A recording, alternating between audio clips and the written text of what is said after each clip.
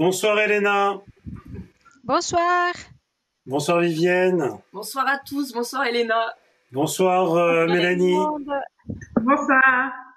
Voilà, on est ravis de vous retrouver tous ce soir pour un deuxième live sur la cohabitation. C'est un sujet important dès qu'on commence à s'intéresser aux lapins. Et ce soir, donc, on a une professionnelle de la cohabitation, si on peut dire ça comme ça, avec Elena, et le témoignage de quelqu'un qui a utilisé la méthode d'Elena pour faire cohabiter deux lapins, et même, on va dire, deux témoignages, donc de deux expériences réussies. Alors, comme d'habitude, on va attendre un petit peu que tout le monde arrive. Il y a déjà pas mal de monde, on a déjà plus de 115 personnes. Donc là, on voit les messages. Donc ce soir, c'est une émission un peu internationale. Elena est en Suisse et Mélanie, elle est plus proche, elle est en France. Hein. Voilà. Donc Il y a le groupe Copains comme Lapin qui est là. Hein. Il y a... je retrouve toutes les filles, Mélanie. Je les vois arriver les unes après les autres. donc voilà, il y a des gens du Québec. On va attendre 5-10 minutes et puis ensuite on va rapidement demander à Elena de se présenter et ensuite à Mélanie. Voilà, on a Cadeau Pro. Voilà, Cadeau Pro qui est l'animatrice de notre groupe, qui est la modératrice du groupe Les Vétonacs vous répondent, qui est un groupe d'entraide. Pour ceux qui ne connaissent pas encore, qui ne sont pas inscrits, je vous invite à le faire. Je vais vous montrer voilà l'élément. Donc voilà, c'est un groupe, hein, c'est un groupe privé Facebook, donc il suffit que vous demandiez à y adhérer. On est déjà plus de 5000 participants et c'est un groupe qui vous permet de poser des questions et d'avoir une entraide entre les propriétaires de lapins. Et puis également, pour certaines questions qui sont un peu plus compliquées, on a une vingtaine de vétérinaires NAC en France et en Belgique, pas encore en Suisse. Peut-être qu'Elena nous aidera à en avoir, qui répondent, en tout cas pour l'instant en français, à vos questions. Voilà. Donc, avant de démarrer, j'en profite pour vous dire que si vous n'êtes pas encore inscrit sur notre chaîne YouTube, c'est important de le faire. Donc, la chaîne YouTube, c'est Rabbit's World Channel. Et on vous demande de vous abonner à la chaîne.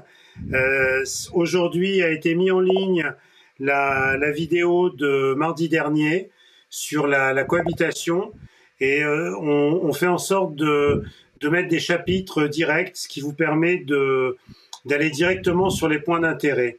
Donc aujourd'hui, on a un peu plus de 15 vidéos sur une quinzaine de sujets assez importants concernant le lapin. Donc souvent, vous y trouverez beaucoup d'informations et aux questions que vous posez. Alors, on est déjà quand même assez nombreux. Donc, ce que je te propose, Vivienne, peut-être, c'est de commencer la présentation de nos invités.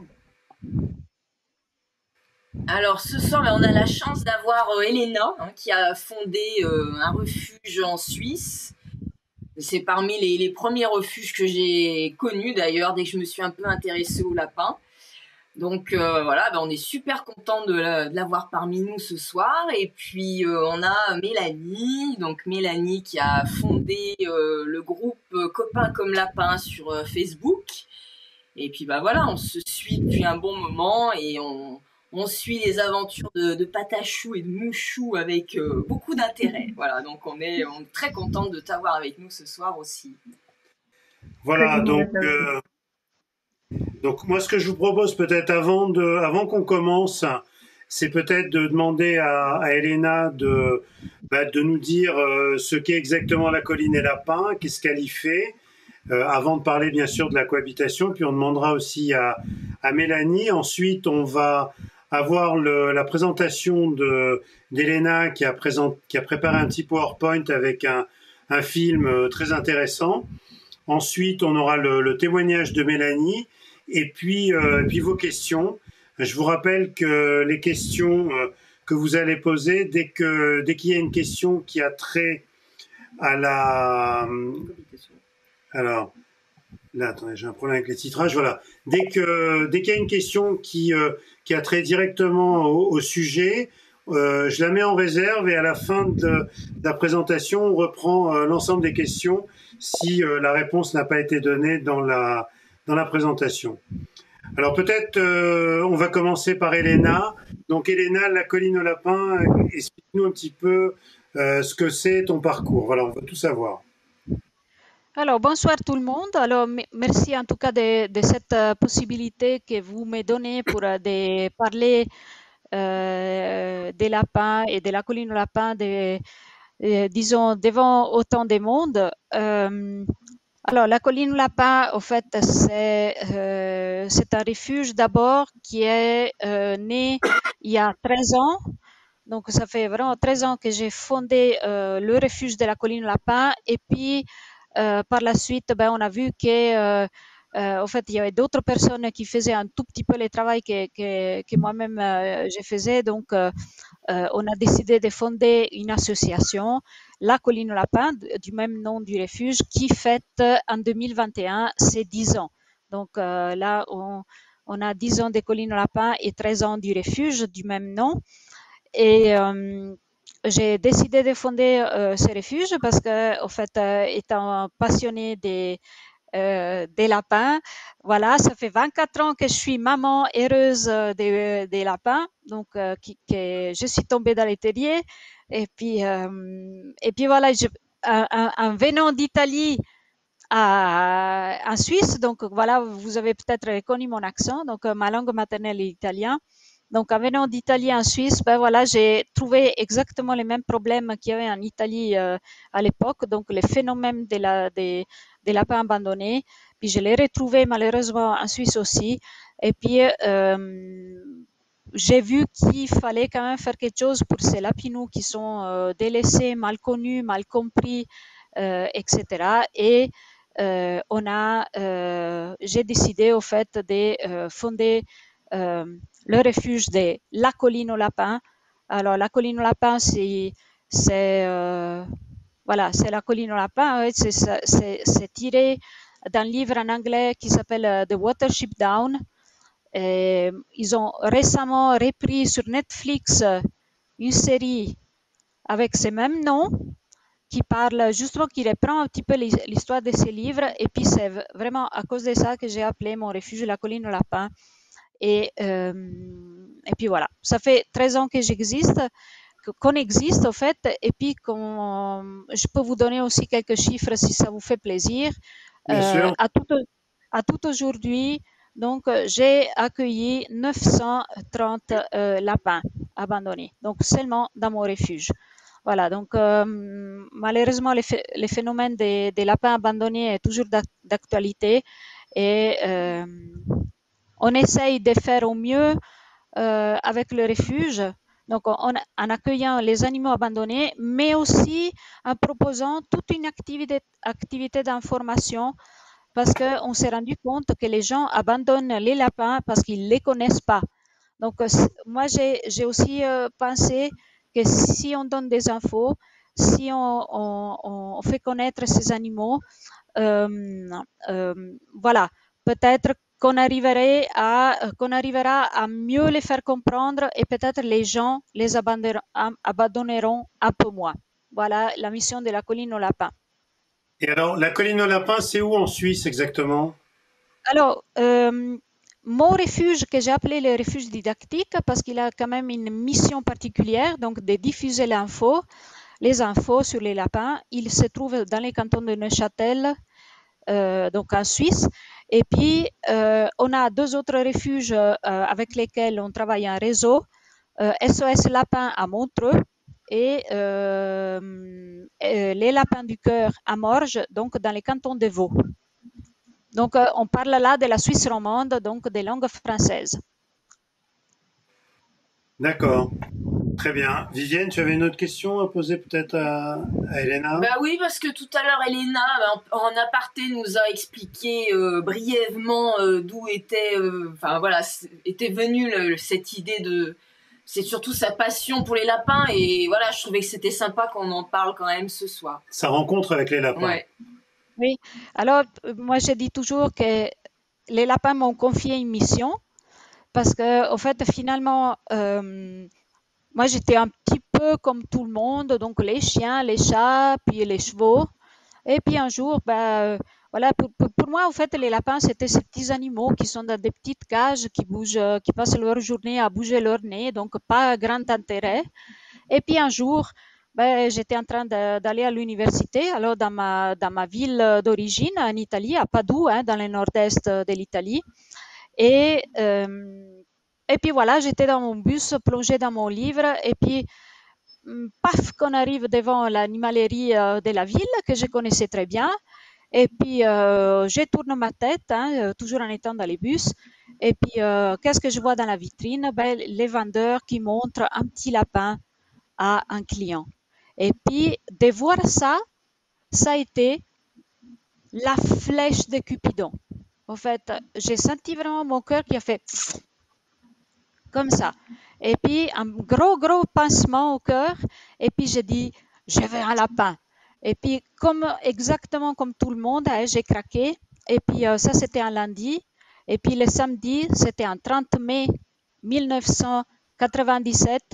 J'étais dans cette animalerie, acheté mon tout premier lapin qui m'a accompagné la main dans la patte, dans les terriers des lapins. Et puis, depuis, voilà, j'ai complètement transformé ma vie.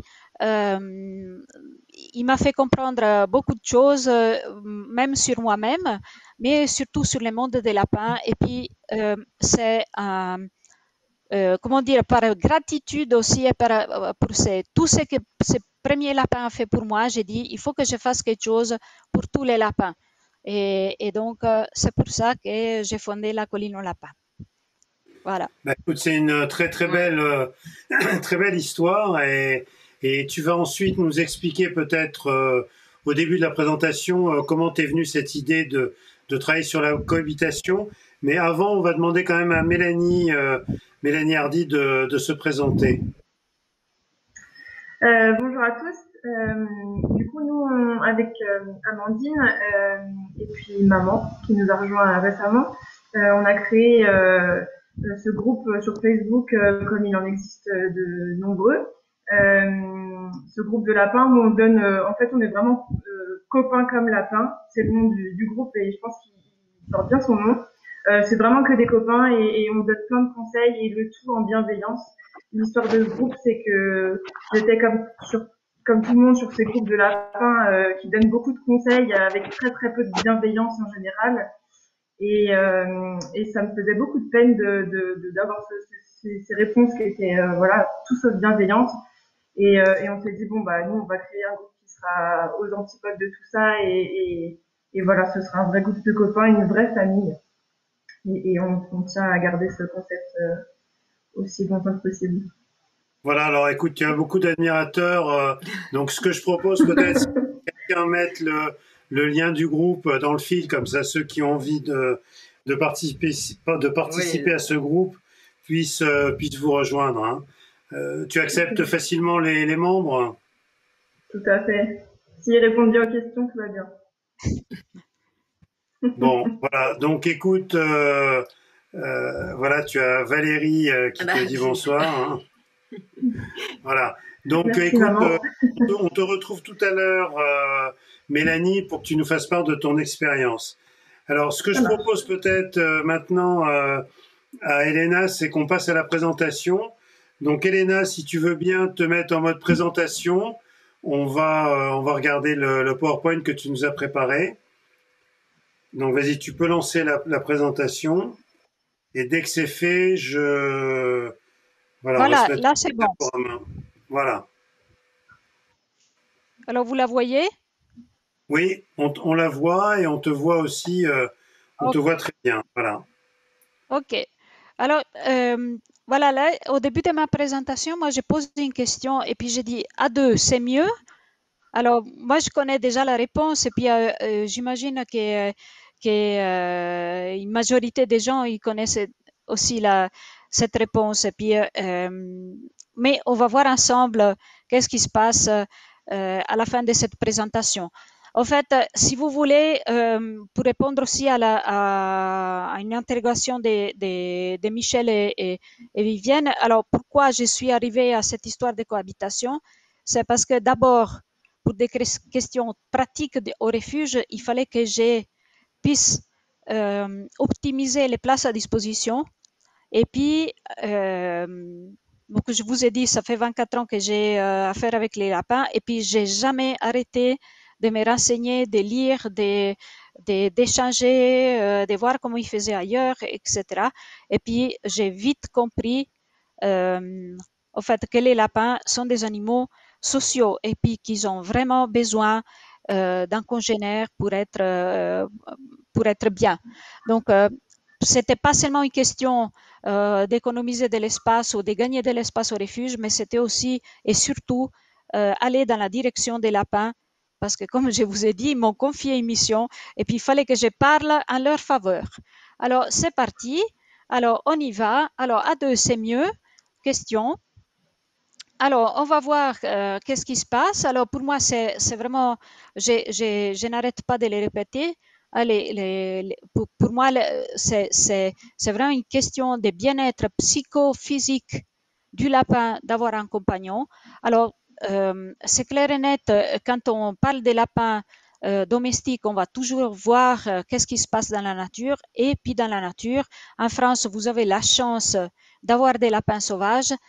Vous les verrez jamais tout seul, mais toujours en groupe et en grande famille.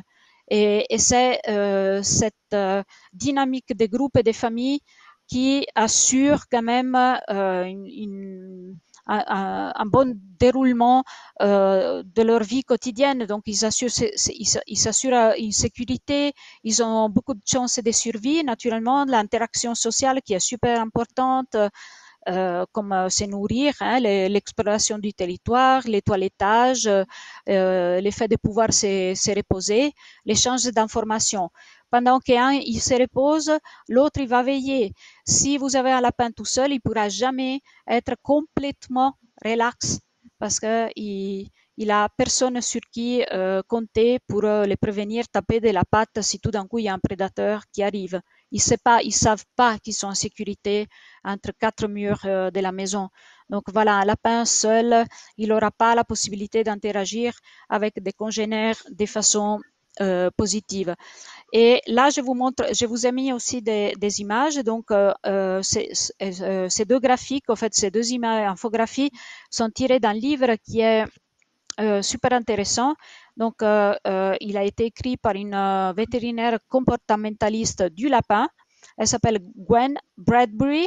Elle est anglaise. Et puis, elle a justement fait des études sur les comportements du lapin. Et puis, si on regarde la première image, on voit qu'au fait, un lapin qui est tout seul, il dépense quand même, il passe quand même beaucoup de son temps dans une situation de peur et d'anxiété parce qu'il est tout seul. Et puis, la partie qu'il prend pour une relation avec les humains, elle est très petite. Alors que des lapins qui sont en groupe, ils auront un peu moins de peur et d'anxiété, puis ils auront beaucoup de plaisir à être en couple, en groupe entre eux, mais aussi ils prendront du temps pour leur relation avec nous. Et on voit aussi dans le deuxième graphique qu'un lapin qui est seul, il passe vraiment beaucoup de temps, en fait, il peu de temps pour des activités qui sont normales pour les lapins. Et comme justement se nettoyer, comme voilà, bouger, explorer, comme voilà, marquer son territoire, etc. Par contre, il y a beaucoup de comportements stéréotypés qui vont se manifester ou alors des comportements qui indiquent qu'il est anxieux, qu'il a peur ou qu'il se sent quand même assez en détresse du fait d'être tout seul. Malheureusement, pour pourquoi on a des lapins seuls? Parce que ça vient de la domestication des lapins. Au fait, la seule chose qu'on a fait pour les domestiquer, c'est de les sortir de leur terrier pour les mettre dans des clapiers pour l'alimentation, les fourrures, etc. Donc, la détention tout seul, ce qui était le mieux pour nous, hein, en fait, qui était beaucoup plus facile pour nous d'avoir des lapins qui étaient seuls pour pouvoir les manipuler, etc., pour la viande de la fourrure et ensuite pour les tests d'expérimentation animale, etc. Et malheureusement, on est encore tributaire, au fait, plutôt les lapins sont encore victimes de cette façon de faire. Il y a encore beaucoup de gens qui disent oui, mais mon lapin, il est heureux tout seul. J'ai toujours eu un lapin seul. Mais les lapins sont des animaux sociaux. Ils vivent en groupe, ils vivent voilà, en famille, ils vivent en garenne. Et donc, avoir un lapin tout seul, vraiment, même s'il est roi à la maison, entendons-nous bien, même si tous les soins, on lui donne tous les soins possibles, toute l'attention possible, il va quand même lui manquer un élément essentiel à son bien-être psychophysique, c'est-à-dire la compagnie d'un congénère. Il y a des études qui ont été faites. Alors, il y en a un qui m'a particulièrement impressionné. Il a été fait sur des lapins des laboratoires. Donc, ils avaient la possibilité d'accéder à... Et en fait, ils devaient résoudre des problèmes pour accéder à la nourriture ou à un compagnon. Et puis, pour accéder à un compagnon, il fallait faire quand même pas mal d'efforts, comme déplacer des clôtures qui étaient assez lourdes. Donc, il fallait quand même y mettre de la force physique et de la motivation. Et ben, ils ont choisi de s'engager pour aller voir d'autres lapins plutôt que d'accéder à la nourriture. Donc, là, vous avez la référence dans ma présentation. Vous pouvez sans autre aller voir l'étude. Et puis, moi, quand même, ça m'a touché. Et puis, ça m'a fait comprendre comment les lapins, ils ont vraiment besoin de la compagnie d'un autre congénère. Pour moi, donc, c'est vraiment important de trouver un compagnon pour son ou sa lapine. Mais voilà, ça c'est la théorie. Après, on va voir qu'est-ce qui se passe parce que je suis sûre, ça va venir les questions. Oui, mais moi, voilà, il s'entend pas, il aime bien tout seul, etc. Alors, tout récemment, j'ai trouvé ces schémas que vous voyez. Donc, ça vient d'une association allemande qui est très, très bien. Je pourrais dire, c'est comme la colline lapin, mais en allemand. Donc, si vous parlez l'allemand, on peut aller sur les sites que je vous ai indiqués en bas de page comme source, comme référence. C'est vraiment, les informations sont vraiment au top.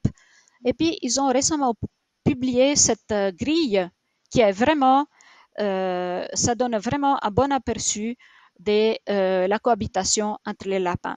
Donc, je l'ai traduit en français, donc pardonnez-moi si c'est pas très francophone, mais voilà, j'espère que c'est quand même assez compréhensible.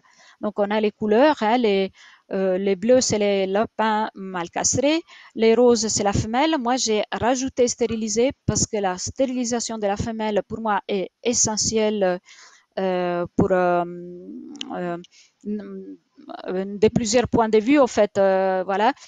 Et là, on voit bien les types de cohabitation qui marchent bien. Donc, la meilleure qui puisse marcher, donc, c'est entre un mâle castré et une femelle stérilisée, ou entre une femelle stérilisée et un mâle castré. Ça, vous voyez, c'est les plus verts. Là, ça, c'est vraiment la meilleure combinaison. Alors, pourquoi c'est la meilleure combinaison? Parce que, encore une fois, on va regarder nos lapins sauvages. Et puis, si on regarde la composition de la garenne, on verra qu'il y a toujours à peu près un couple dominant, mâle castré, femelle, bon, pas dans la nature, mais mâle, femelle, qui vont un petit peu dicter ou quand même diriger cette garenne avec un certain nombre de règles, de traditions, etc. Et puis, c'est toujours un couple. Après, d'autres combinaisons sont possibles parce qu'une garenne est formée par plusieurs individus, jusqu'à une centaine d'individus. Donc, on a plusieurs mâles qui sont là, plusieurs femelles qui sont là, mais c'est toujours un couple qui va un petit peu donner les rythmes. Donc, d'où l'importance aussi pour nos lapins domestiques qui ont quand même gardé beaucoup des caractéristiques d'instinct des lapins sauvages. D'où l'importance justement de penser que la meilleure combinaison est quand même constituée par un mâle castré et une femelle stérilisée. Alors là, vous voyez, il y a d'autres combinaisons possibles. Il y en a certaines qui sont vraiment à éviter, donc plusieurs mâles ensemble, même plusieurs femelles ensemble. C'est ce que j'appelle les bombes à retardement. Donc ça peut aller un moment, mais après pour des raisons pas très claires, parfois liées à la puberté, mais très souvent aussi liées à autre chose, ces couples du même sexe éclatent et puis c'est très, très, très difficile de retrouver une bonne entente. Donc, gardez ces schémas à l'esprit parce que ça, c'est vraiment quelque chose qui peut être utile aussi dans les choix d'un compagnon ou d'une compagne pour votre lapin. Alors, maintenant, je vais vous expliquer un petit peu en théorie comment j'ai fait mes cohabitations parce que voilà, maintenant on a vu pourquoi, on a aussi vu qui avec qui, mais comment faire ça? Alors, pourquoi? Donc, si vous voulez, cette méthode, alors il n'a pas un nom précis parce que voilà, j'y ai jamais pensé, mais pour moi c'était tout à fait spontané. Alors, c'est vraiment les fruits de mes observations. J'ai passé énormément de temps à observer les comportements de mes lapins.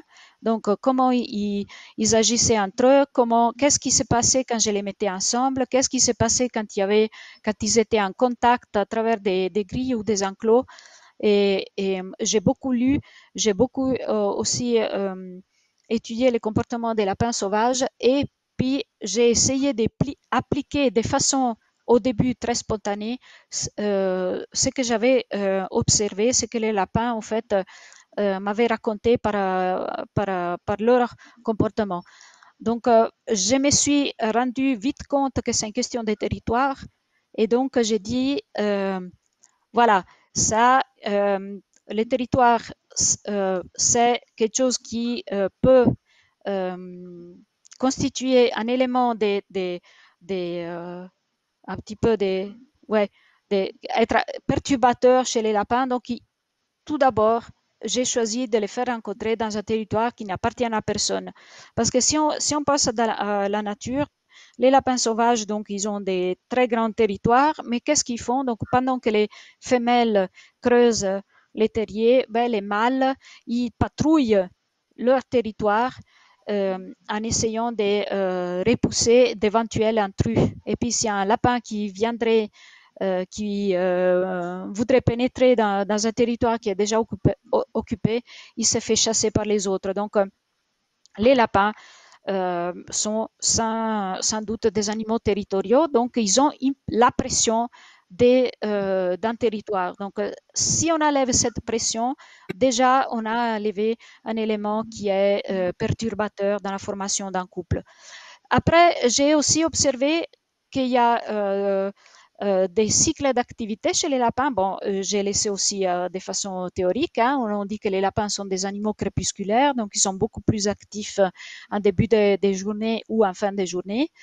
Et j'ai remarqué qu'il y a cette phase entre deux où ils sont très calmes. Et donc, j'ai dit, bon voilà, j'essaye d'organiser une rencontre quand ils sont un tout petit peu plus calmes, un petit peu moins actifs, ils ont peut-être moins envie de se battre et je vais organiser cette rencontre dans un territoire qui n'appartient à personne. Et puis j'ai commencé un tout petit peu comme ça et puis j'ai vu que ça marchait. Et au fil des essais, des rencontres, j'ai affiné la technique. Donc, j'ai créé vraiment beaucoup de distractions pour les lapins. Donc, j'ai rajouté des cabanes, cabanes, tunnels, etc. Alors, tout des des choses en fait où les lapins ne sont pas coincés à l'intérieur, c'est-à-dire que s'il y en a un qui rentre et un deuxième qui rentre, il faut donner la possibilité de sortir, exactement comme un terrier. Donc j'utilise des tabourets, j'utilise des cabanes qui ont plusieurs entrées, des cartons dans lesquels j'ai découpe plusieurs entrées, sorties, etc. ou tout simplement des tunnels qui ont une entrée, une sortie. Je ne mets pas ni des gamelles ni rien, j'éparpille tout au sol. Comme ça, les lapins ils peuvent accéder à la nourriture sans devoir se battre ou entrer en compétition pour une ressource. Et je les laisse aussi échanger à toute sérénité, au fait, en étant présente, mais un petit peu de loin. Donc, tout au début, j'observe est-ce qu'il y a des bagarres ou pas. Et puis, dans un deuxième temps, j'ai fait aussi un pas en arrière et puis j'essaie de les observer sans qu'ils voient que je suis présente. Parce que comme vous avez des lapins, vous savez très bien, s'ils voient qu'on est là, ils se tiennent à carreau quand même, un petit peu comme des enfants, etc. Donc, il faut quand même leur laisser la liberté, la sérénité nécessaire d'interagir sans être forcément sous notre regard. Après, j'ai affiné encore un petit peu. Donc, par exemple, au début, je faisais dans l'herbe, je mettais un tapis, mais j'ai vu que, en fait, si le sol le permet, ils vont quand même profiter pour se battre, donc pour faire ces sauts ninja dans l'air, voilà, en profitant d'un sol où les pattes crochent bien. Donc, je fais tout simplement sur des catelles, voilà, sans autre, et puis je mets pas des tapis. J'utilise aussi des petites choses comme des sprays naturels relaxants, donc pour détendre vraiment l'ambiance. Alors, pas seulement pour les lapins, mais aussi pour moi, parce que c'est quand même une opération qui prend de l'énergie et puis où il faut rester quand même très calme pour ne pas communiquer du stress aux animaux. Et pour eux, c'est aussi intéressant parce que moi, j'utilise ce Pet Remedy qui est un spray à base de valériane. Et puis, donc, je peux les sprayer sur les objets et aussi je les mets sur mes mains et puis je caresse les lapins pour qu'ils aient la même odeur. Comme ça, ils se retrouvent un peu ensemble sans avoir des odeurs qui pourraient éventuellement les perturber. Et voilà, une fois que j'ai préparé un petit peu mon endroit, alors j'introduis les deux lapins en même temps.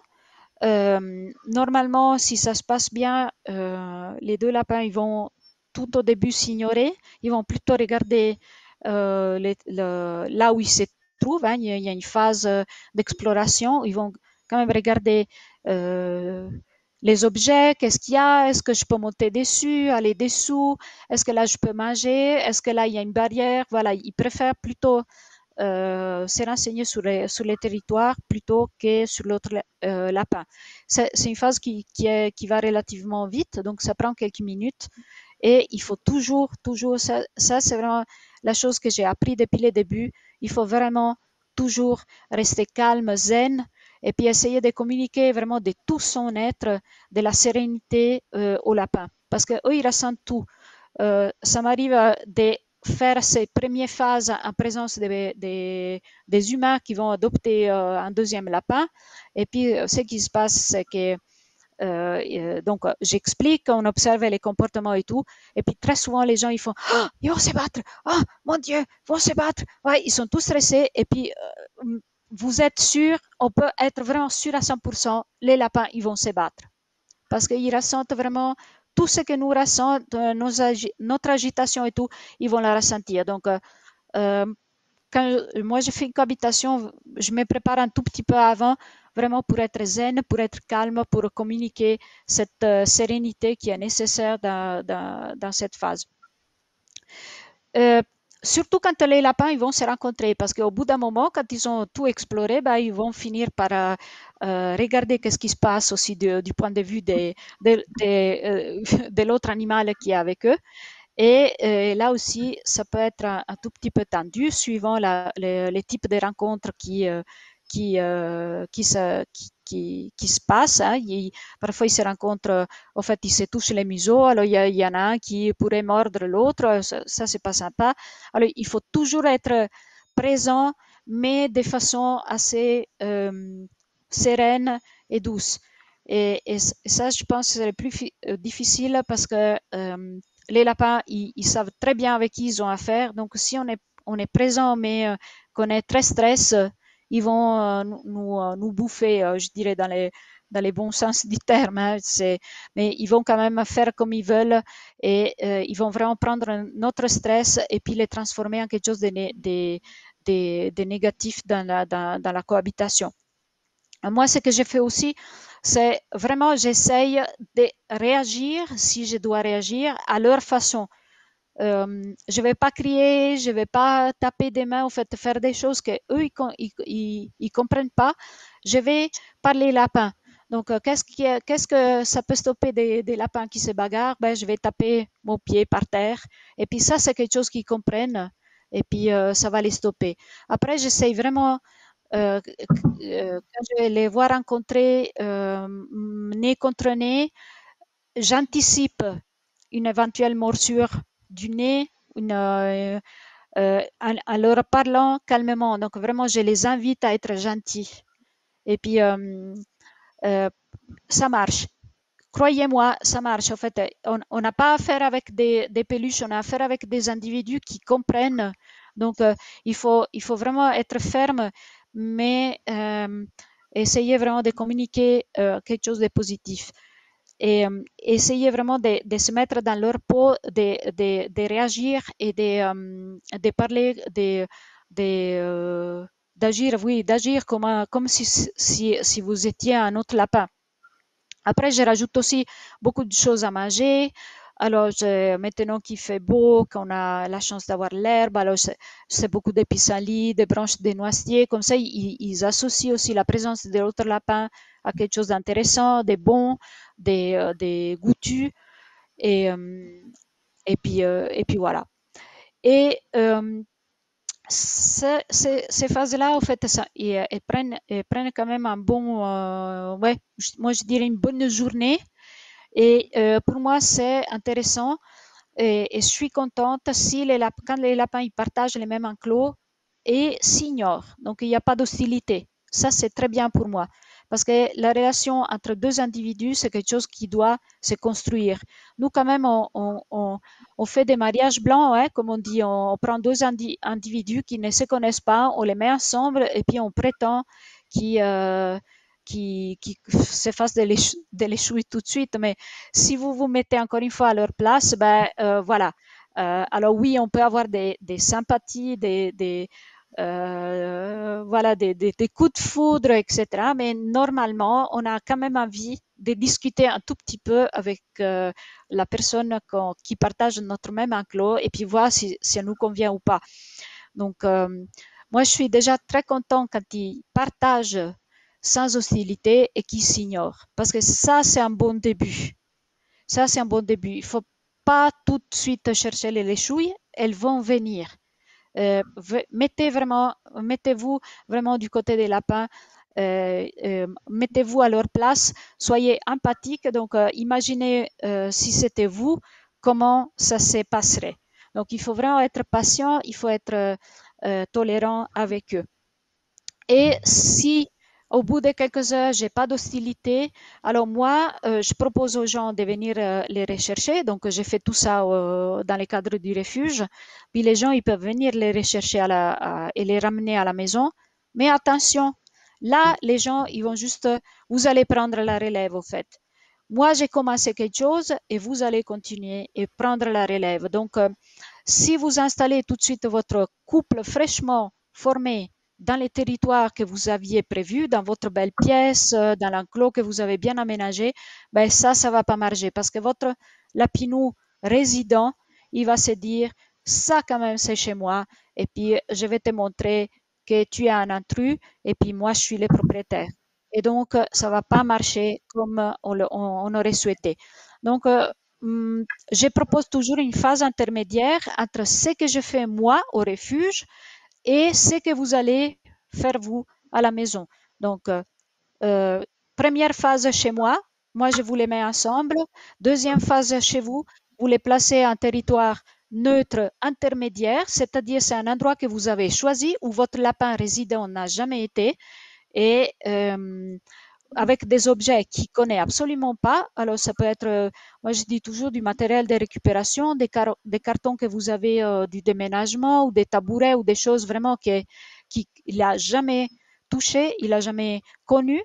Et puis vous allez les installer dans cet endroit neutre intermédiaire pendant quelques temps.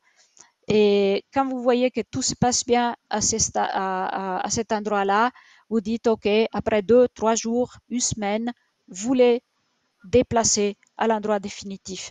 Et là, c'est normalement, si tout se passe bien, c'est la cohabitation est faite et puis tout va bien. Il y a quand même des allers-retours qui peuvent se faire, hein, parce que voilà, ça, c'est la théorie, la belle théorie, hein, où, dans les mondes des bisounours où tout se passe bien. Mais il y a quand même des situations où les lapins sont pas tout de suite d'accord. Et puis, dans les territoires définitifs, surtout à cause du lapin, je dirais, résident, il y a des bagarres qui se produisent. Pas de souci, toujours calme, tolérance, persévérance. Et puis, on revient en arrière dans les territoires où ils ne se battaient pas. Il reste encore quelques jours et puis on recommence. Avec les cohabitations, il faut vraiment, vraiment beaucoup de patience, d'aller-retour. Il ne faut pas avoir peur et puis il ne faut pas être pressé. Il faut vraiment prendre le temps pour ça. Et puis, mon conseil est aussi d'éviter de les séparer à chaque petite chamaille que vous voyez, parce qu'à chaque fois que vous les séparez et qu'après vous réessayez de les mettre ensemble, vous recommencez à zéro. Et ça, c'est vraiment une source de stress pour les lapins et pour vous. C'est pour ça que je déconseille aussi cette technique avec la grille qui sépare en deux les lapins, parce que vous comprendrez bien avec la vidéo que je vais vous montrer tout à l'heure que c'est une source de stress et que ça va surtout pas dans le sens de l'établissement d'une cohabitation, je dirais, efficace et surtout pacifique. Mon conseil est aussi que si vous ne vous sentez pas à l'aise avec tout cela, parce que je vous assure, c'est beaucoup de choses. Pour moi, faire une cohabitation, c'est beaucoup d'énergie. Même après 13 ans que j'ai fait ça, c'est beaucoup d'énergie physique et mentale. Et puis, c'est aussi beaucoup de stress, hein, de voir des animaux qui peut-être peuvent se battre, il faut intervenir, etc. Alors, si vous ne vous sentez pas à l'aise avec tout cela, n'hésitez vraiment pas à vous adresser à quelqu'un qui est spécialisé. J'espère que vous avez aussi en France, chez vous ou ailleurs, des refuges qui proposent ces genres de services pour former un couple. Et sur ça, moi, je vais vous montrer un petit documentaire qui résume, alors c'est absolument pas chez moi, hein, mais je l'ai trouvé, donc c'est un documentaire qui a été diffusé en France en 2016, et quand j'ai vu ça, je me dis, mais voilà, c'est le top du top, parce que c'est pratiquement c'est que je pratique, et puis comme ça, vous avez tout de suite, je dirais, une idée de comment on fait aussi chez nous, et à quoi correspondent en fait toutes les informations que j'ai essayé de vous faire passer avec des mots.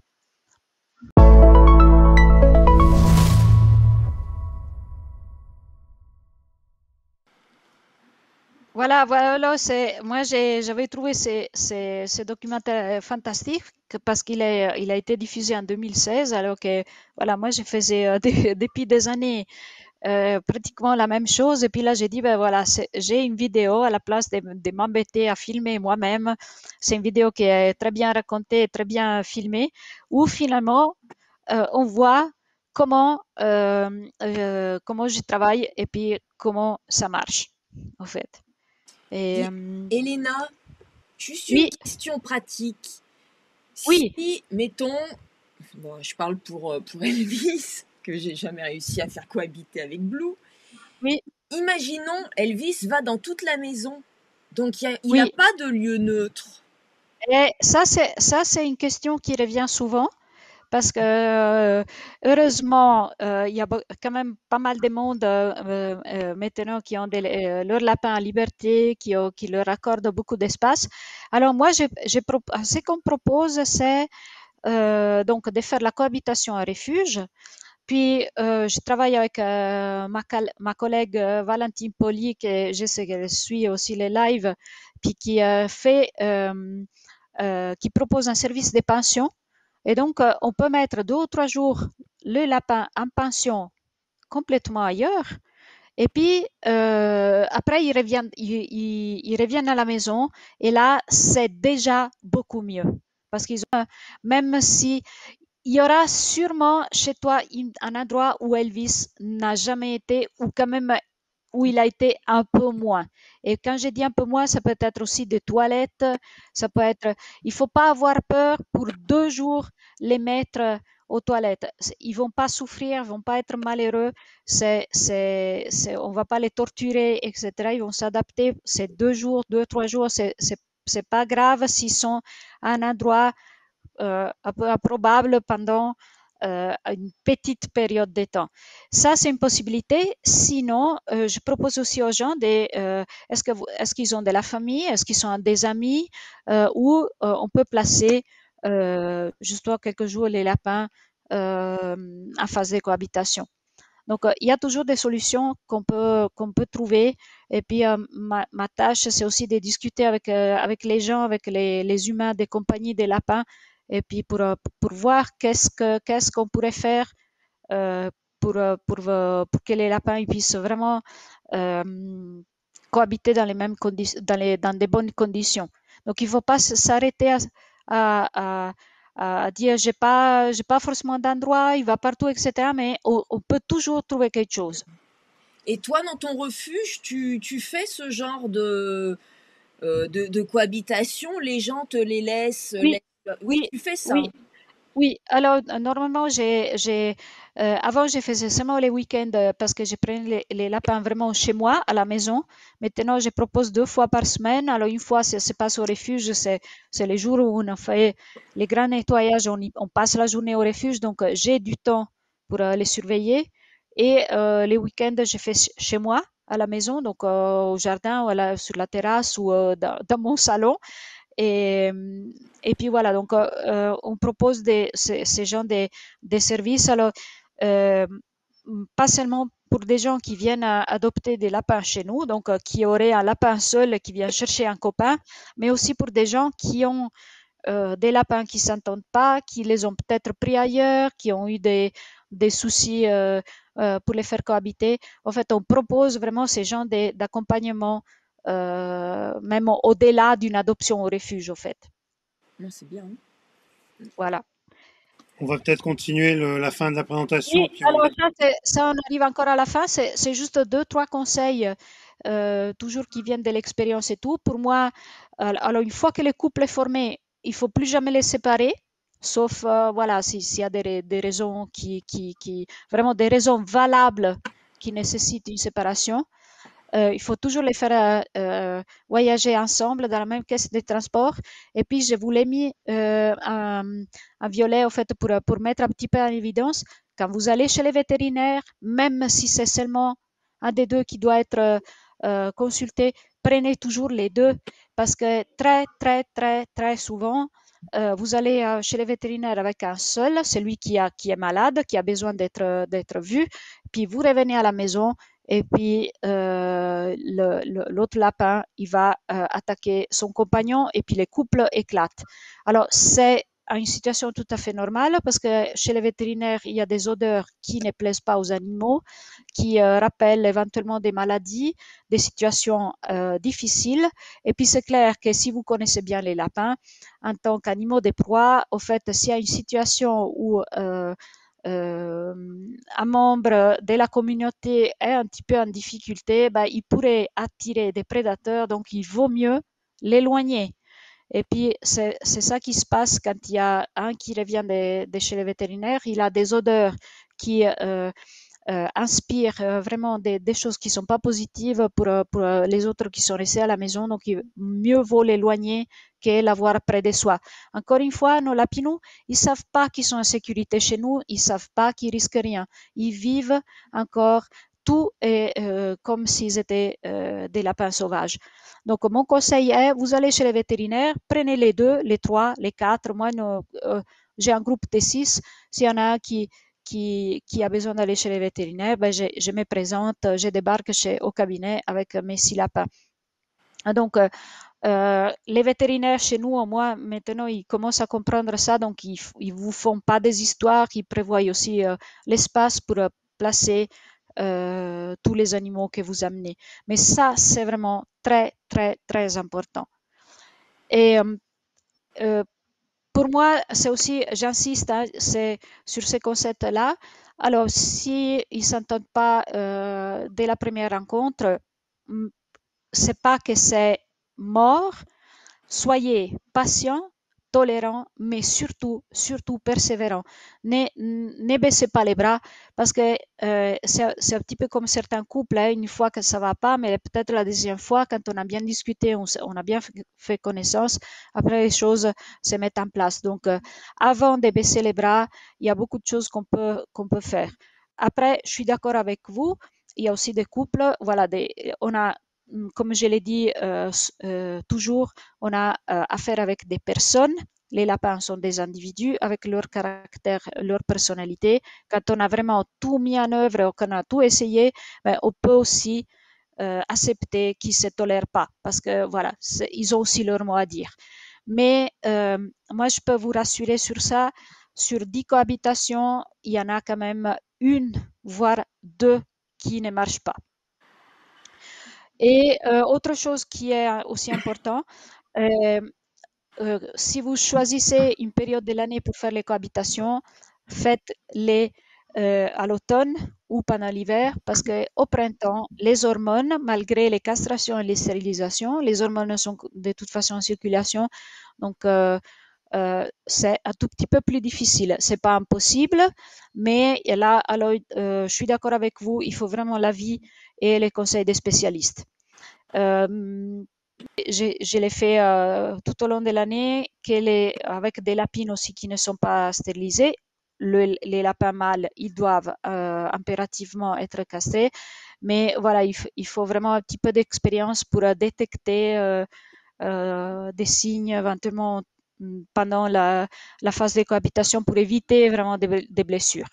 Donc, si vous vous sentez vraiment pas sûr, que vous avez des difficultés, n'hésitez vraiment pas à vous adresser à un refuge qui propose ce genre de services, je le répète, ou à des professionnels. Moi, je reste volontiers à disposition aussi par email, par Skype, par Zoom, comme vous voulez.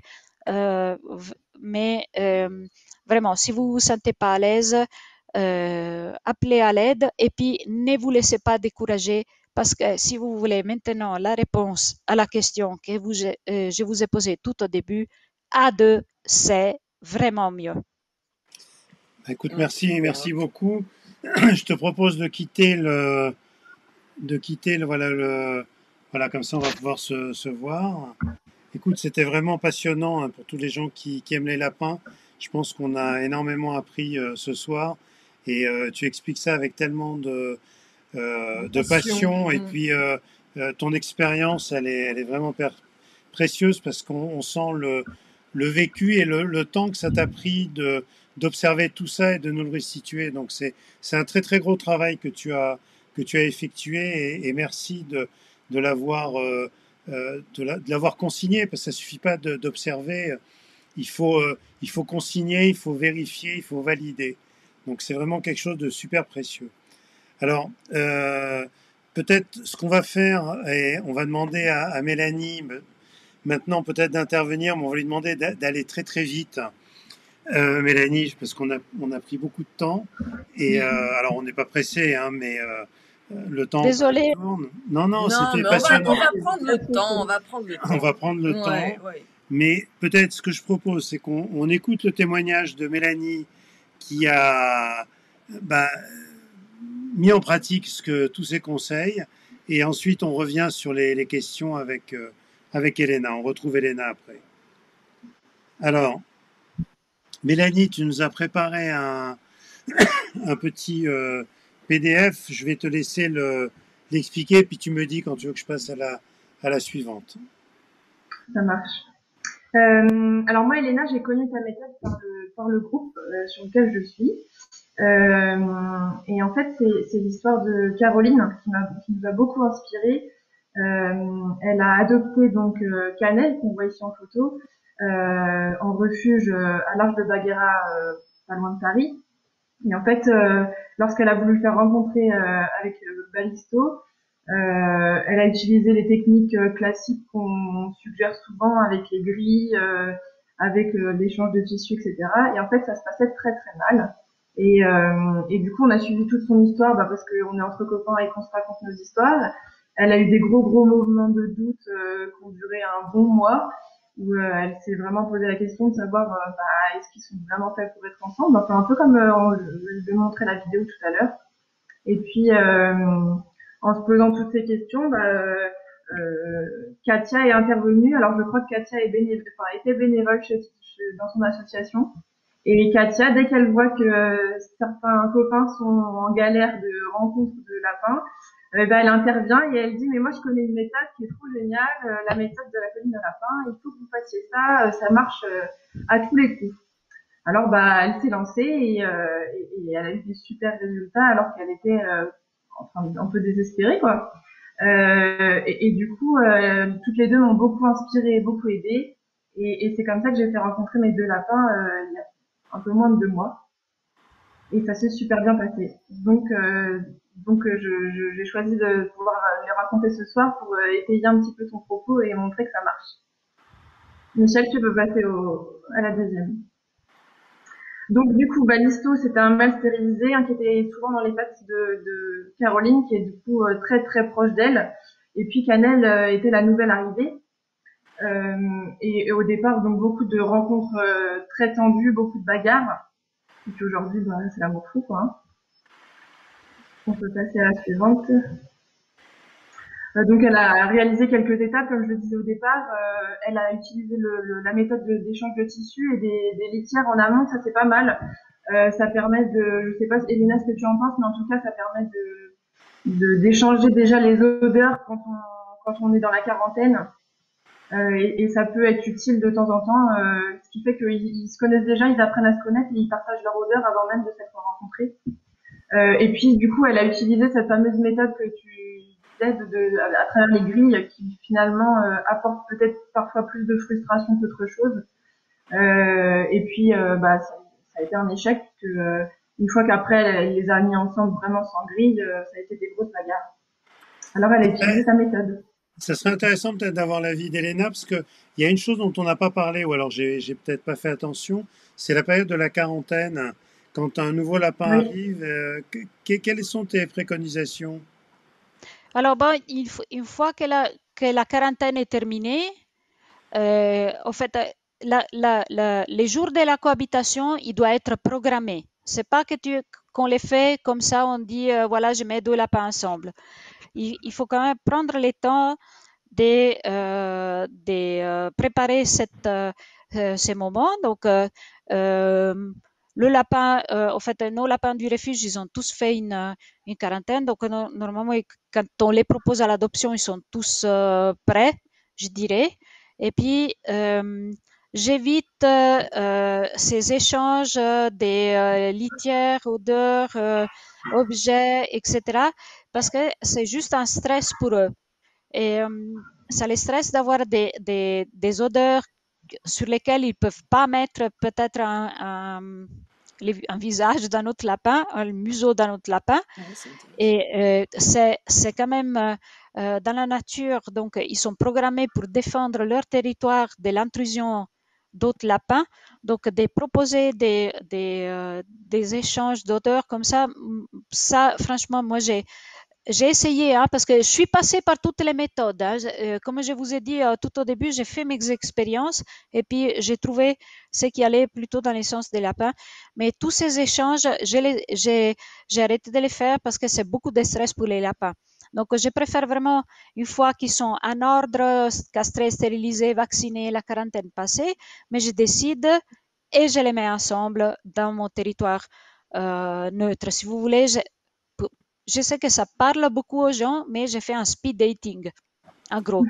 Donc, Et vraiment, justement, alors, juste pour terminer sur cette histoire de quarantaine, l'idée d'utiliser la quarantaine pour les laisser pas trop loin l'un de non, l'autre, toi, tu non, dis que la non, cohabitation, elle commence non, quand non, la oui, quarantaine est terminée. Avant, on fait oui. rien.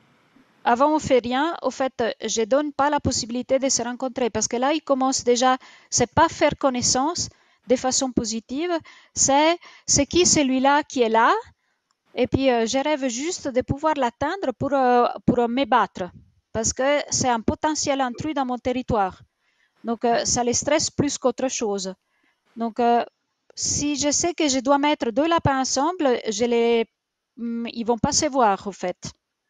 Alors, ils peuvent se voir avec d'autres, hein. Au refuge, ils ont des enclos quand même où ils peuvent se voir entre les enclos, mais c'est très. Je ne vais pas les faire, je vais pas mettre ensemble des lapins qui se sont aperçus pendant longtemps avec des barreaux au milieu, parce que l'expérience m'a montré que ça marche moins bien. Très bien, Mélanie, on va te laisser continuer alors. On poursuit. Du coup, la méthode d'Elena, elle m'a été présentée par Katia et Caroline de la manière suivante. C'est quelque chose que tu n'as pas évoqué, Elena, tout à l'heure, mais tu disais que certaines familles apportent leurs lapins dans ton refuge pour les faire ce qu'ils se rencontrent.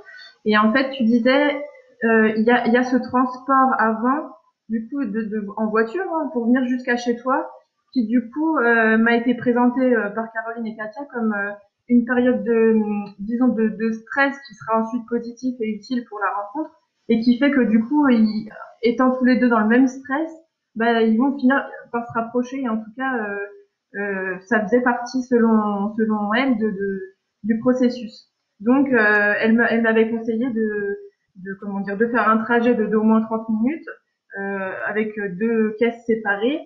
Tu m'arrêtes si tu penses autrement, Elena, mais en tout cas, elle m'avait conseillé ça. Et puis ensuite, d'un terrain neutre où ils se rencontrent et il faut qu'ils rentrent absolument tous les deux en même temps sur le terrain. Ce terrain neutre, du coup, il est inconnu, donc il est un peu stressant. Et finalement, ils vont passer leur temps à évoluer dans cet espace où il y aura l'odeur d'aucun des deux, et ils vont finir par créer un lien, en tout cas, parce qu'ils sont tous les deux dans le même stress. Et puis ensuite, une fois que ces 4 heures de cohabitation sont effectives, elle me conseillait de rentrer à nouveau une demi-heure dans un terrain neutre chez moi, et puis de continuer et de poursuivre et de surtout ne jamais les séparer. Michel, on peut passer à la slide suivante. Oui, en fait, si je peux dire concernant les stress, alors c'est vrai que ça peut paraître brutal, hein, parce que parfois on peut dire, bah oui, tu stresses les lapins. Mais déjà, pour aller au refuge, alors moi, c'est moi qui fais les cohabitations. Je laisse pas faire ça aux gens, en tout cas qui n'ont pas l'expérience, parce que ça va jamais marcher, parce qu'il y a l'implication aussi émotionnelle de l'humain qui vit avec les lapins, et on a toujours peur qu'ils se battent. Donc déjà, ils viennent au refuge, donc un trajet à voiture, ils le font de toute façon. Puis très souvent chez nous aussi, quand j'ai fait la cohabitation chez moi, je vais chercher les lapins au refuge, donc il y a un tout petit trajet à voiture.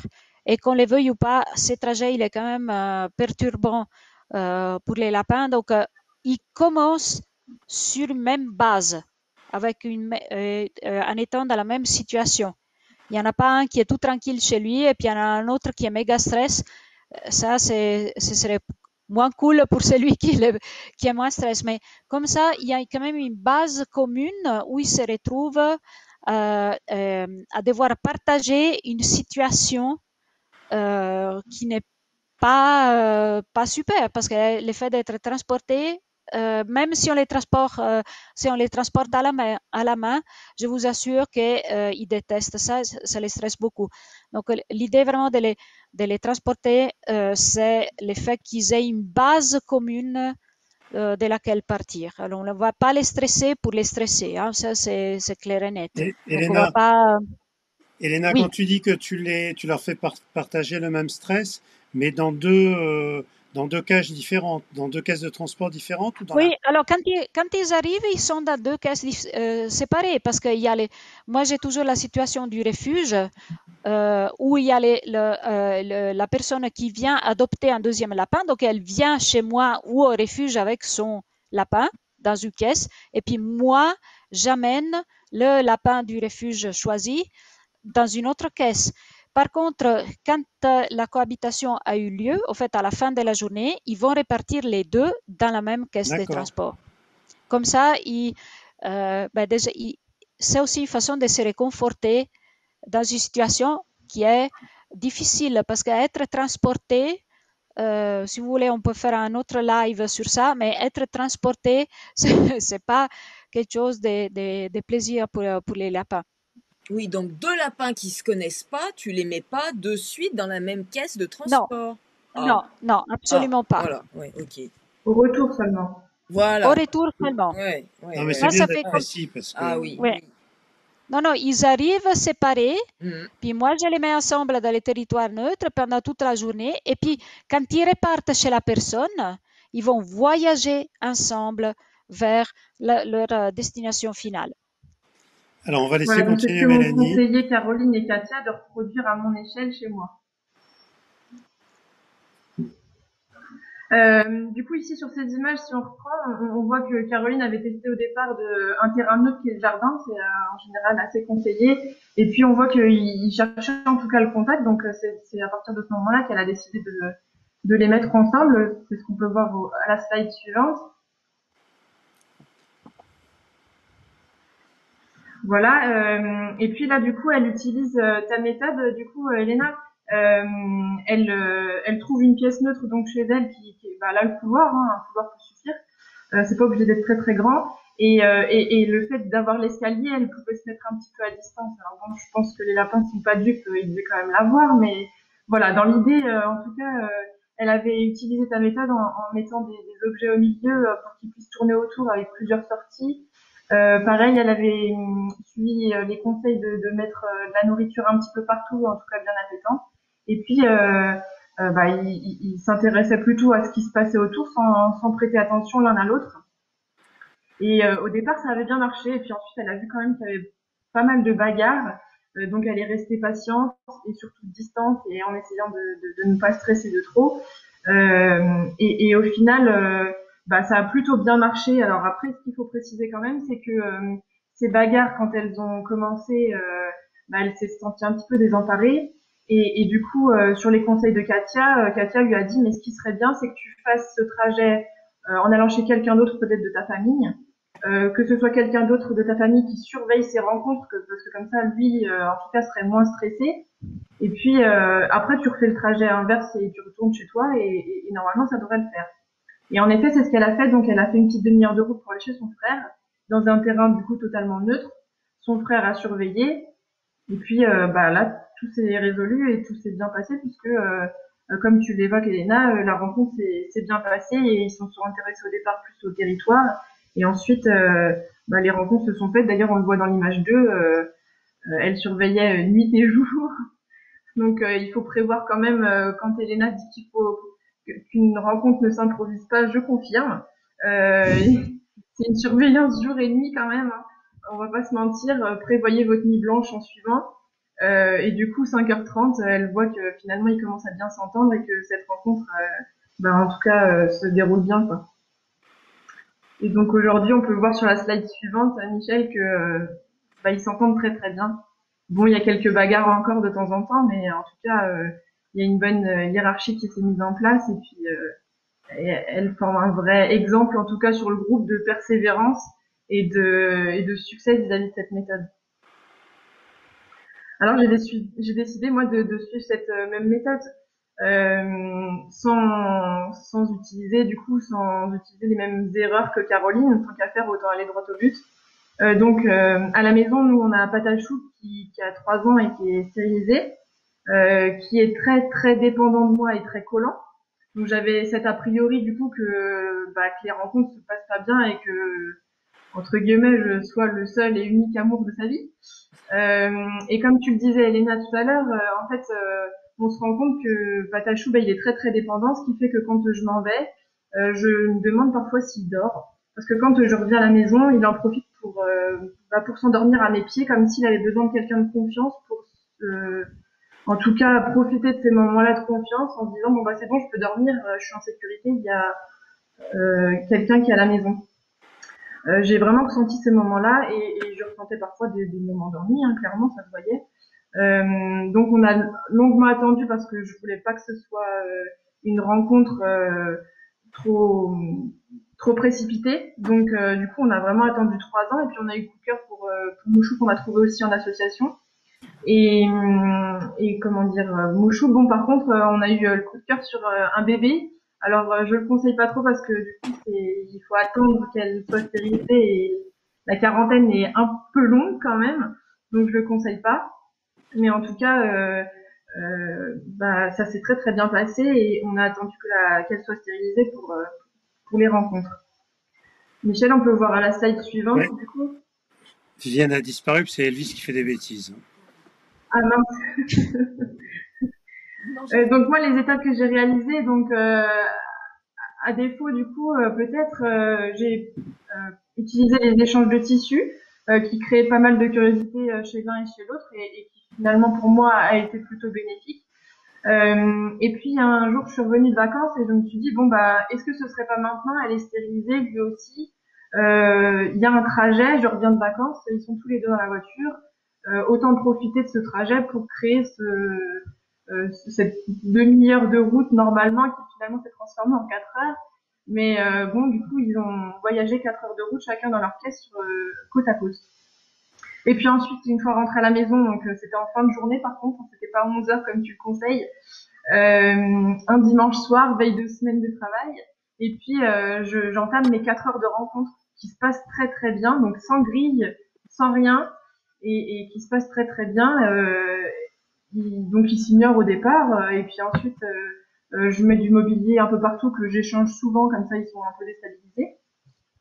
Et puis bon, au bout de 4 heures, je me dis il faut que je refasse un trajet en caisse commune, mais il est 23 heures passées et on est confiné.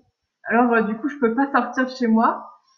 Et puis du coup je prends ma caisse, je les mets tous les deux dans la même caisse et je marche pendant 30 minutes chez moi en tournant en rond.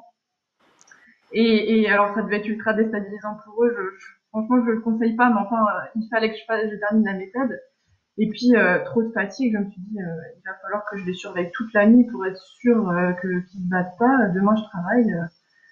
Bref, je les ai séparés. Grosse erreur que, pareil qu'Elena a évoqué tout à l'heure, ne jamais les reséparer. Alors le lendemain, quand je les ai fait rencontrer, il y a eu bagarre. Il y avait plus du tout la même entente que la veille. Il a fallu tout recommencer à zéro.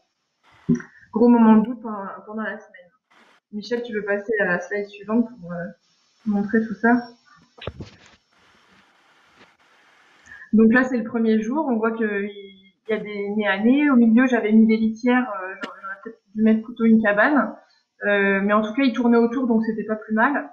Et puis après, ils se sont un peu ignorés, mais ils avaient l'air en tout cas très très détendus. Pour le jour 2, à la slide suivante, là du coup je les avais reséparés et on voit qu'ils se boudent quand même pas mal. Donc j'avais changé de pièce entre temps sur un autre terrain neutre et puis on voit qu'ils s'entendent pas et bon, j'ai pas filmé les moments où il y avait des frictions, mais en tout cas ça se passait pas très très bien.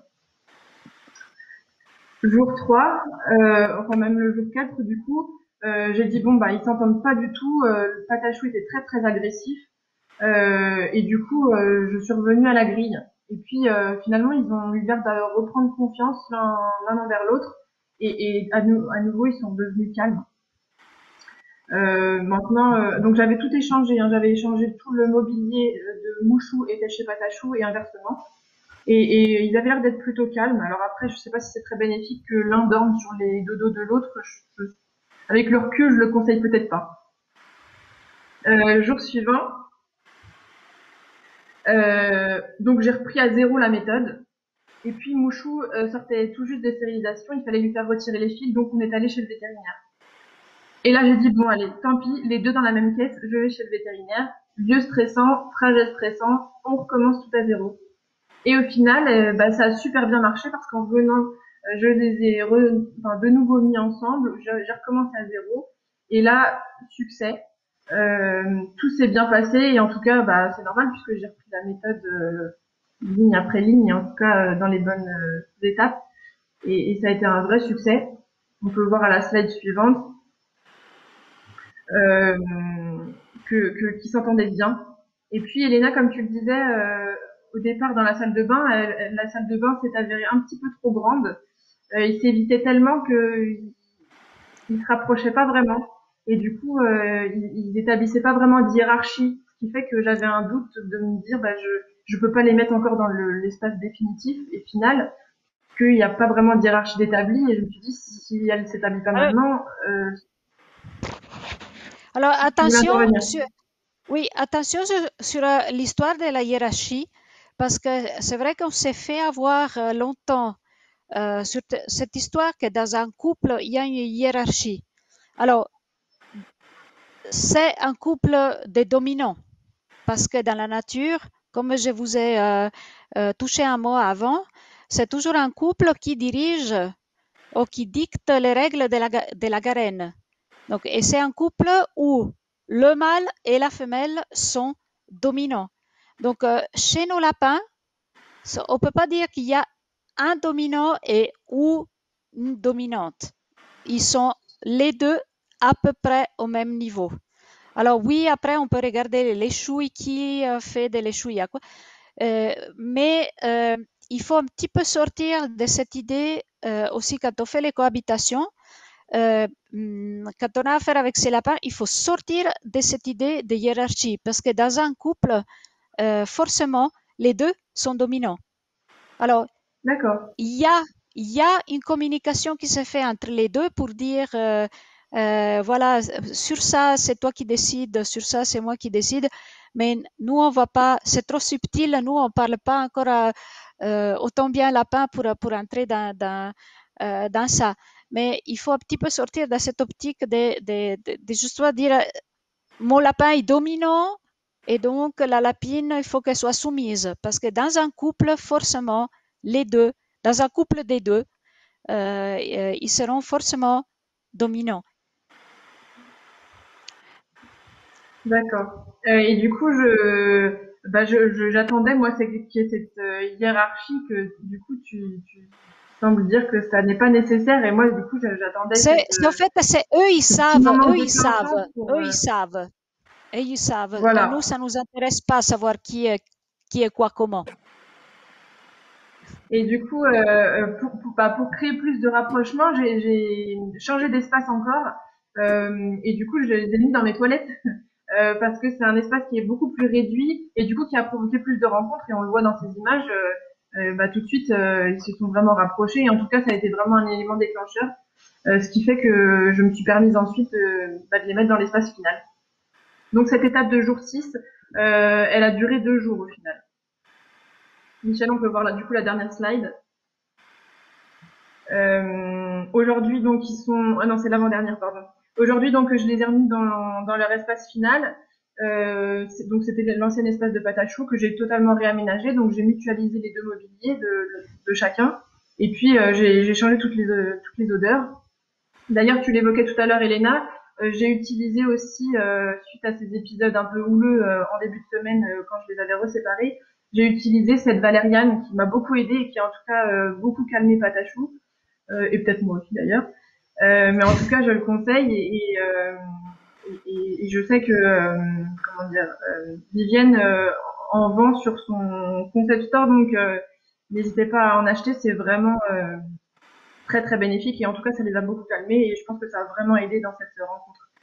Et donc du coup, bien sûr, n'oubliez jamais dans l'espace final de bien tout dédoubler. On a tendance à se dire bon bah une seule litière suffira, une seule gamelle, un plat commun, etc. N'oubliez pas qu'il faut bien tout séparer parce que en tout cas, si vous mutualisez et que vous ne mettez plus qu'un seul dodo, qu'une seule litière, c'est un risque de friction éventuelle qui ferait qu'il pourrait se battre, en tout cas pour revenir dormir sur le hamac, par exemple, de Rabbitsford. Et dernière slide pour conclure. Depuis, alors on dit souvent ils sont tombés amoureux, c'était le coup de foudre, etc. Moi, au niveau de Patachou et Mouchou, c'est plutôt l'histoire d'un frère et d'une sœur, je dirais. Lui, c'est le grand frère qui fait toutes les bêtises et elle le suit partout dans ses bêtises. C'est vraiment trop mignon.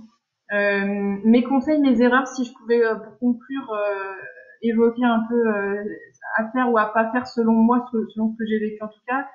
Surtout commencer par vous déstresser vous.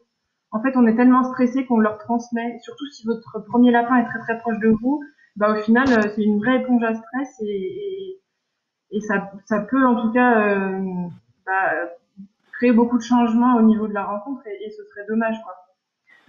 Deuxième point, préparez-vous des jours calmes et en tout cas au moins 3 jours selon moi où vous êtes vraiment en vacances et vous n'allez pas travailler le lendemain et vous pouvez vous permettre de faire quelques nuits blanches ou quelques surveillances de nuit en tout cas. Essayez aussi de trouver des jours où les vétérinaires sont ouverts au cas où, ça peut être utile. Ensuite, l'échange de tissus, pour moi, a marché, mais bon, après, si ça n'est pas conseillé par Elena, peut-être évitez-le. Et puis ensuite, cette méthode, bien sûr, a vraiment bien marché. Les 30 minutes pour aller au vétérinaire, chez moi, ça a très bien marché. Puis 4 heures dans un terrain neutre. Ne plus jamais, surtout, les séparer. Ne faites pas comme moi au départ qui les a séparés. C'est une grosse erreur parce qu'au final, ça a duré une semaine. Ça aurait très bien pu durer 3 jours et ça aurait suffi. Et puis ensuite, les 30 minutes de retour en caisse commune. Évitez d'être confiné et d'avoir le couvre-feu. Mais sinon, ça marche bien. Et puis, du coup, terrain neutre, moi, j'attendais cette fameuse hiérarchie. Et au final, c'est Mouchou qui a fini par céder et qui a fini par faire des léchouilles à mon Patachou qui s'est montré un petit peu macho, si on peut dire ça comme ça. Voilà, c'est pour mes retours. En tout cas, ça a été une très très bonne méthode et merci beaucoup Elena et merci Caroline et Katia qui sont très très très présentes pour moi et qui ont rendu cette semaine qui m'a paru longue, au final très très courte. Très bien, écoute, merci. C'était intéressant de voir effectivement entre quelqu'un qui est devenu un professionnel de la cohabitation et puis après l'interprétation en pratique, c'est toujours intéressant. Écoute, moi j'ai trouvé ça passionnant, vos deux témoignages. Elena, moi j'ai le sentiment que tu es vraiment devenue une psychanalyste pour lapin parce que c'est une approche que je trouve extrêmement intéressante parce que finalement tu nous as expliqué que y a beaucoup de choses qui résident dans un couple, une cohabitation à 3 finalement. Il y a les 2 lapins, mais il y a nous qui intervenons et la façon dont on va intervenir est très loin d'être neutre. Et le stress que l'on peut communiquer est quelque chose d'extrêmement important et la capacité qu'on a effectivement de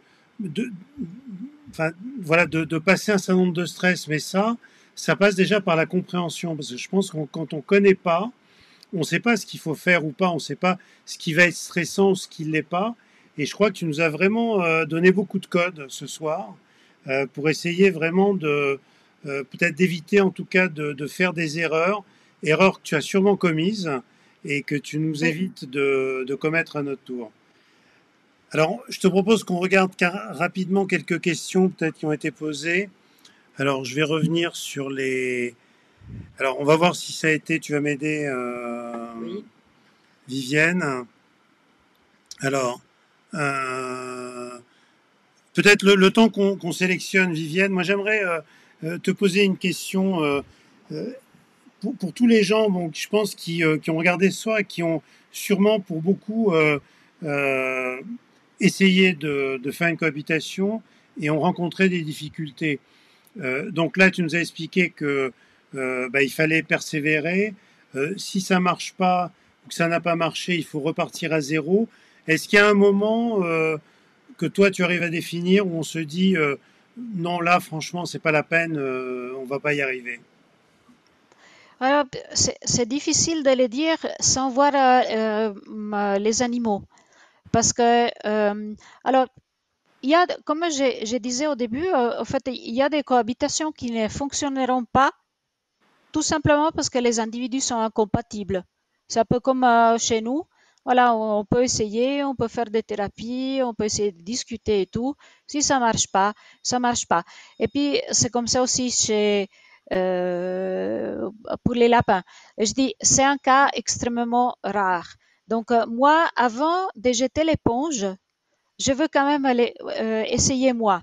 Et puis, j'essaye pas une fois seulement, j'essaye plusieurs fois. Et puis, j'échange plusieurs fois des territoires, puis j'échange plusieurs fois des périodes de l'année, etc., avant de jeter l'éponge.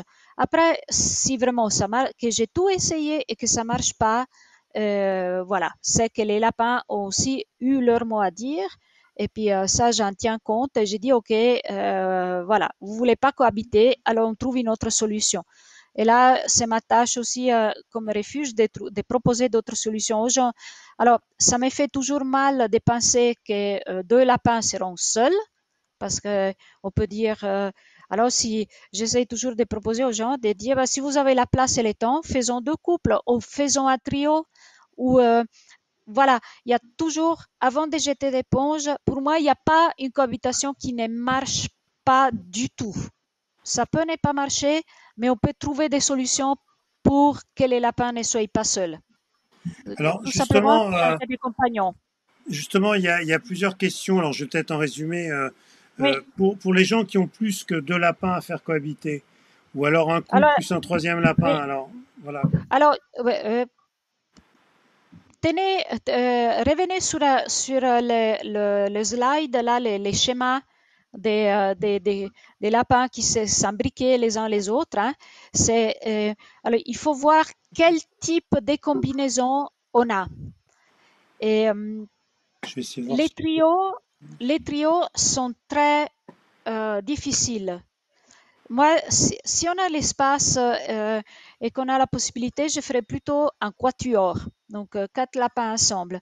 Les trios sont quand même un tout petit peu compliqués, donc on va procéder exactement de la même manière. Mais là, vous voyez bien que ça demande beaucoup plus de patience et de persévérance parce qu'on n'a pas une relation qui va dans deux sens comme ça, mais il y a l'individu A qui doit établir la relation avec un B, les B avec les C, les B avec les A, les C avec les B, les C avec les A avec les C, etc. Donc, c'est un tout petit peu compliqué. Et donc, c'est pas impossible, mais ça demande beaucoup plus d'implication et de patience et de persévérance. Voilà, moi, je pense que ce schéma-là, il est quand même très intéressant si on veut essayer des combinaisons. Je suis d'accord avec vous, hein, vous avez deux lapins et puis plus vous voulez en mettre un, ce serait beaucoup plus simple que tout le monde cohabite tranquillement. Alors, c'est tout à fait possible. Il faut mettre en œuvre aussi certaines choses. Donc, est-ce qu'on a assez de place? Dans la nature, il n'y a aucun souci. Jusqu'à 100 individus, ils peuvent cohabiter ensemble sans trop de bagarres sur un même territoire. Mais on sait bien que le territoire des lapins dans la nature correspond à plusieurs hectares. Est-ce que nous, on peut proposer ça à nos lapins? Donc, si on a une pièce à disposition pour 3 lapins, ça peut être un peu, qui ne se connaissent pas, ça peut être compliqué. Est-ce que nos lapins sont tous castrés, stérilisés? Est-ce que c'est deux mâles, au fait, un couple mâle castré, femelle stérilisée, et on veut introduire un deuxième mâle? Au fait, ça c'est compliqué. C'est un peu plus simple si on a deux femelles qu'on veut mettre un mâle ou deux mâles on veut mettre une femelle. Voilà, ça dépend vraiment beaucoup de la situation que vous avez à la maison. Et ça demande de l'implication de votre part. Moi, j'ai eu un trio chez moi, j'ai formé un trio chez moi. Ça m'a pris 6 mois. Mais j'ai réussi à la fin. Mais je vous dis, ça a mis à dure preuve vraiment ma zénitude de devoir faire des allers-retours, retours, des séparations. Voilà. J'ai réussi, mais c'est un trio, c'est à mon avis la chose la plus compliquée. Alors, on va prendre une question qui est un peu longue, hein. Donc, je vais te laisser la lire et on la remettra si elle apparaît. Ouais. Voilà. Euh, alors, tu peux la lire peut-être Je pense qu'il faut résumer. Alors Isia, apparemment, elle a un lapin qui est quand même assez âgé. Elle voudrait, elle a envie de d'en sauver un autre, mais elle a peur. Bon, déjà, elle a la peur des maladies, mais ça, il faut faire la quarantaine. Et elle a l'âge. Elle a peur d'imposer à son lapin qui est déjà âgé. Est-ce que c'est raisonnable ou pas, ou il vaut mieux le laisser comme ça, vu qu'il a 11 ans, hein, donc bon. Alors, c'est une question qui revient heureusement assez souvent. Ça signifie que les lapins aussi ont une espérance de vie augmentée et puis et que les gens se soucient vraiment du bien-être de leurs lapins. Alors, ça dépend. Alors, justement, je ne vais pas être pessimiste et tout. Donc, on sait maintenant l'espérance de vie. Avant, on parlait de 8 ans, âge moyen. Maintenant, facile, 10-12 ans. Donc, si Lapinou a 11 ans et demi, je ne vais pas dire qu'il va mourir demain, mais il est quand même ultra centenaire et puis malheureusement, on ne peut pas s'attendre qu'il vive encore des dizaines d'années. La cohabitation, c'est quand même quelque chose de stressant parce que ça comporte des changements et on sait bien que les lapins ne vivent pas très bien les changements. Ce sont des animaux qui aiment bien la stabilité, la routine, etc. Donc, un lapin qui a 11 ans et demi, qui se retrouve seul à cet âge-là, s'il est en super bonne santé et qu'on ne craint rien, que nous, on est confiant, que lui va super bien, pourquoi pas? Dans les refuges, on peut aussi trouver des lapins qui ont un certain âge. Et on va essayer de trouver un compagnon qui, d'où l'importance éventuellement des refuges, etc., qui est très, très calme, qui serait très, très doux. Pourquoi pas? Je ne suis pas contre. Si par contre, Lapinou, qui a 11 ans et demi, et puis qui commence à avoir quelques soucis de santé, par exemple l'arthrose, il y a un petit peu des problèmes de mobilité, etc., lui imposer des changements et du stress, ça peut quand même accélérer son déclin. Donc là, on fait 2 poids, 2 mesures, en fait. Voilà. Il faut vraiment être très attentif à son lapin et puis voir quels sont les bénéfices. S'il est en super bonne santé, qui peut encore profiter d'un copain, pourquoi pas. Mais si on voit qu'il est dans une situation de fragilité, moi, je le laisserai tranquille. Est-ce que deux lapins qui se sont battus lors d'un... là, c'est un exemple, mais deux lapins qui se sont battus lors d'une première présentation, est-ce que c'est un moins bon pronostic ensuite pour la suite ou ça n'a pas de valeur pronostic particulier? Alors, ça dépend de comment les premières présentations ont été faites. Parce que très souvent, donc je parle, je vous ai dit, en tout cas, d'après mon expérience sur les nombres de cohabitations que j'ai déjà fait, à peu près, je dirais 2 sur 10, c'est 1 sur 10, c'est mauvais parce qu'une, c'est un coup de foudre et l'autre, ça ne marche pas du tout.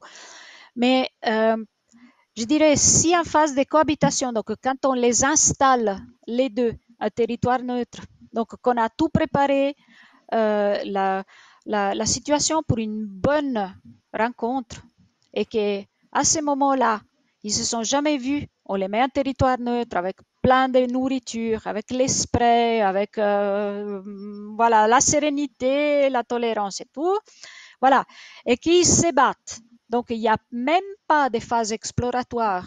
Donc, tout de suite, d'entrée, ils vont s'attaquer, c'est mort. Il n'y a plus rien à faire. Par D'accord. contre, si on a fait comme ça un petit peu olé olé, puis on avait la grille avant, on a levé la grille, au fait qu'on n'a pas créé les bonnes conditions qui se battent, alors là, comme Mélanie l'a raconté, ben, ça vaut la peine d'essayer de faire les choses différemment. Mais si c'est fait bien, si tout est bien préparé et que les deux, ils s'en fichent complètement et puis qu'ils se battent, là, d'après mon expérience, c'est mort. D'accord. Je l'ai vécu récemment avec mes lapins. Mélanie, tu as peut-être une question, toi aussi, de ton côté, à poser? Du tout, Non? non, c'est plutôt clair en tout cas et je suis contente d'avoir eu les retours d'Elena. J'aurais forcément aimé les avoir avant, ça c'est certain. Maintenant, j'espère que pour tous ceux qui nous regardent, eh ben, ils auront toutes les bonnes infos en temps voulu et qu'ils pourront entamer toutes ces rencontres avec le moins de stress possible puisqu'ils auront toutes les infos. Et en tout cas, je pense que c'était assez complet ce soir. Y a plus qu'à quoi. Il y a, alors, sur un plan pratique, Elena, bon, toi, tu es en Suisse, il y a beaucoup d'associations de refuges qui utilisent cette technique un peu partout. Alors, moi, alors, en tout cas, les 3 refuges qui font partie de notre réseau Collines aux Lapins, on utilise la même méthode. En fait, alors, on a beaucoup échangé. J'ai beaucoup échangé avec ma collègue de SOS Lapin qui a beaucoup d'expérience justement dans la formation des groupes. Donc, on a vraiment beaucoup discuté, regardé, travaillé ensemble pour trouver quelque chose qui était, voilà, qui était intéressant à montrer aussi aux autres. Puis la 3e collègue qui s'est jointe par la suite, donc les lapins du cœur, ben, forcément, elle a appliqué notre même méthode. Et je pense qu'en Suisse, on est un petit peu les seuls qui appliquons ça parce que, comme vous savez, en Suisse, ben, on est un petit peu partagé par région linguistique. Moi, je viens d'Italie et puis en Italie, ils utilisent absolument pas ça. J'ai essayé de faire passer les messages, mais voilà, c'est un peu plus difficile. Par contre, vu que j'ai quand même beaucoup échangé aussi avec une association anglaise, Rabbit Welfare Association and Fund, qui est une super association. Puis j'ai eu l'occasion de voir leurs installations, comme ils travaillent, au fait, les documents qu'ils proposent, ben, on sait effectivement retrouver sur beaucoup de choses. Donc, Et en France, non, tu travailles pas avec des assos en France? alors en France, j'ai eu, alors, je ne vais pas dire des difficultés, mais j'avais vu depuis les débuts qu'il y avait ces méthodes qui étaient proposées. Alors déjà, un lapin, en fait, le lapin seul était, je ne vais pas dire préconisé, mais quand même très fortement recommandé. Donc, on recommandait pas forcément la détention à 2, par exemple, et c'est le même cas en Italie. Hein, beaucoup de gens ont un seul lapin. Et puis, les assos, la majorité des assos ne préconisent pas la détention en groupe, en couple ou en groupe. Et donc, déjà ça m'avait un tout petit peu refroidi. Et puis, j'avais vu qu'éventuellement des méthodes pour faire cohabiter plusieurs lapins, ben, il y avait cette histoire de la grille, et ça, je l'ai dit parce que j'ai essayé. Hein, tout ce que je raconte, je l'ai vécu en première personne. Donc, c'est pas que j'ai étudié dans des livres et puis je raconte des histoires. J'ai fait beaucoup d'expériences moi-même. Et puis, j'avais suivi tout au début ce conseil des grilles et puis ça n'avait pas marché du tout. Donc, j'ai trouvé autre chose, j'ai évolué, mais j'ai vu que il y avait une certaine stagnation. Je ne sais pas comment on voulait dire diplomatiquement, mais... Non, mais tu sais, On est à la traîne, comme pour beaucoup de choses, quoi. Mais Elena, non, il y mais a je aussi crois que c'est l'intérêt un de élément ce qui est genre important. d'émission. Hein. De quoi, Mélanie? Oui, Mélanie. Oui, dis. Elena, il y a un Mélanie. truc qui est aussi important, dis-moi si je me trompe, mais est-ce qu'en Suisse, vous n'êtes pas réglementé sur le fait d'avoir obligatoirement 2 lapins? Alors, il y a une recommandation d'avoir 2 lapins, mais je veux dire, elle n'a pas besoin d'être inscrite dans la loi.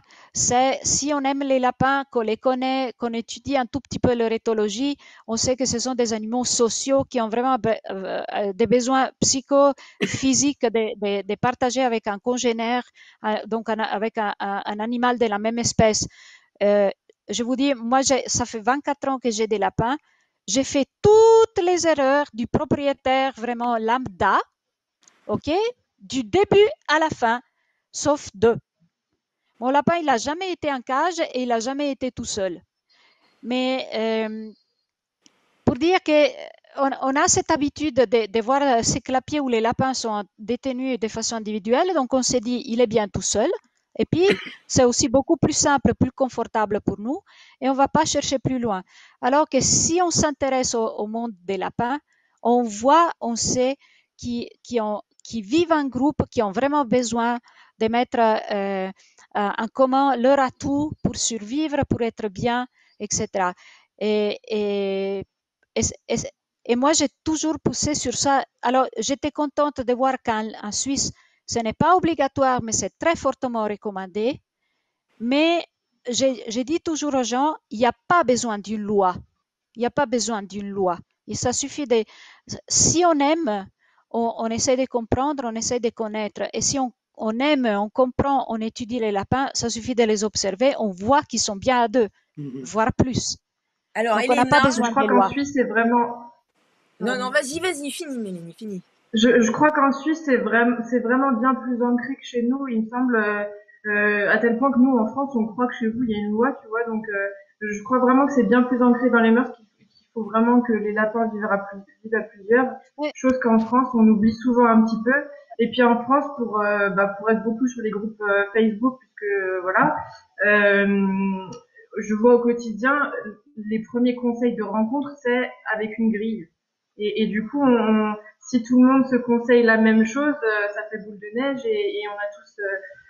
J'espère que ce live et que ta technique en tout cas fera boule de neige aussi et qu'elle primera sur cette méthode de grille qui est peut-être un peu frustrante. Et pour en revenir aussi tout à l'heure, vous disiez est-ce qu'il y a des associations en France qui le font. Il me semble que si je dis pas de bêtises, Ludivine de l'Arche de Baguera le propose. Elle fait les rencontres comme ça de la même manière que toi, il me semble, si je dis pas de bêtises. Elle les met aussi tous les deux dans le même enclos, dans un enclos neutre, etc. Donc je crois que c'est faisable, il faut se renseigner, mais c'est un refuge qui est autour de Méréville, pas loin de Paris. Moi, enfin, Vas-y. parce que ça me perturbe quand même, hein. Ça là, je suis touchée en plein cœur, parce que voilà, bon, j'ai Elvis qui est seul, Blue aussi, donc forcément, voilà, hein, c'est dur, hein. Après, tu penses qu'il vaut mieux ne pas avoir de lapin qu'avoir un lapin seul, parce que avoir un lapin, ça coûte cher, hein. Je veux dire, s'il y a des soucis de santé, c'est quand même des frais. Et il y a des gens qui n'ont pas les moyens d'assumer ces frais. Alors comment on fait? Enfin, comment se positionner par rapport à ça, quoi? Il vaut mieux ne pas avoir de lapin qu'un lapin seul? Alors, moi, je dirais que, alors, il faut faire un discours en amont. Donc, d'avoir un lapin, pour moi, c'est primordial de bien se renseigner, donc prendre vraiment le temps d'acquérir toutes les informations. Est-ce que j'ai besoin d'un lapin, de 2 lapins? Quelle est la meilleure combinaison? Qu'est-ce qu'ils vont manger? Comment je vais les installer? Quelles sont leurs exigences? Comment ils vivent aussi les problèmes de santé? Est-ce que c'est facile ou pas? Est-ce que j'ai des vétérinaires qui connaissent les lapins ou pas? Donc, je vais me poser toute une série de questions en amont. Alors, moi, je peux raconter mon expérience. Justement, j'ai vu dans les bus les petits lapins. C'était un lundi. Le samedi, sans aucune information, j'étais m'acheter un lapin. Donc, comme je vous ai dit, j'ai fait toutes les erreurs. Hein. J'ai vraiment commencé du moment. Les livres, je les acheté après. Internet, il n'existait pratiquement pas encore, etc., etc. Mais du moment où j'avais cet animal sous ma responsabilité, j'ai essayé de m'en occuper le mieux possible. Et puis dans le livre minable, les seuls que j'ai trouvé sur les lapins, c'était marqué le lapin, il meurt de solitude.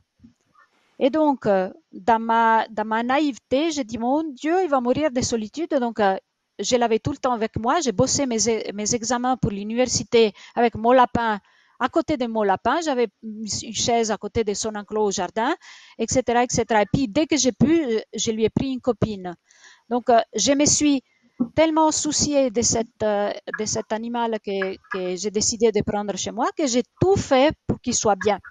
Et ça, c'est, à mon avis, ce qui doit nous animer. Donc, OK, j'ai un lapin, et c'est vrai que ça va coûter cher, mais peut-être je le savais avant de les prendre. Et pour son bien-être, je sais qu'il a besoin d'un compagnon. Donc, si c'est un mâle, je vais le faire castrer et puis je vais lui proposer une femelle. Si c'est une femelle, je vais la faire stériliser et je vais lui trouver un compagnon et je vais tout faire pour qu'il soit bien. Donc, c'est une question de responsabilité, à mon avis. Et ma foi, si on voit qu'on ne peut pas parce que c'est trop cher, parce que dans la vie, on ne sait jamais hein, qu'est-ce qui peut se passer, ben, c'est pour ça qu'il y a des refuges. Et puis, malheureusement, on peut accueillir aussi des... Je dis malheureusement parce que c'est triste, hein, mais on est là aussi pour ça. Bah écoute, en tout cas, je pense qu'un live comme ce soir, ça sera très très intéressant pour les gens de le voir, de le revoir et de le diffuser, de le partager, parce que pour toutes les personnes qui envisagent une cohabitation ou qui ont eu des problèmes pour faire cohabiter deux lapins, je pense qu'ils vont éviter beaucoup d'erreurs en écoutant les conseils que tu as donnés ce soir. Voilà, donc nous on essaye à travers ces vidéos de donner un maximum de conseils. Comme je l'ai dit tout à l'heure, vous avez, je vais le remettre à l'écran pour les gens qui n'étaient pas là au début, vous avez notre chaîne YouTube sur laquelle il y a déjà plus d'une quinzaine de lives. Alors je sais pas où elle est, mais voilà. Donc ça c'est la chaîne YouTube. Donc inscrivez-vous. Je vais essayer d'ici, avant la fin de la semaine, de mettre également cette vidéo et vous pourrez retrouver tous les conseils. Alors peut-être Vivienne, chacun peut-être une conclusion. Moi je suis désespérée. Bon. Non, j'ai appris plein de choses, Elena. Merci. Voilà, moi je suis pas bien là. Je finis, je suis pas bien. Bon, mais je vais rebondir. Il faut que tu testes la méthode. Bon.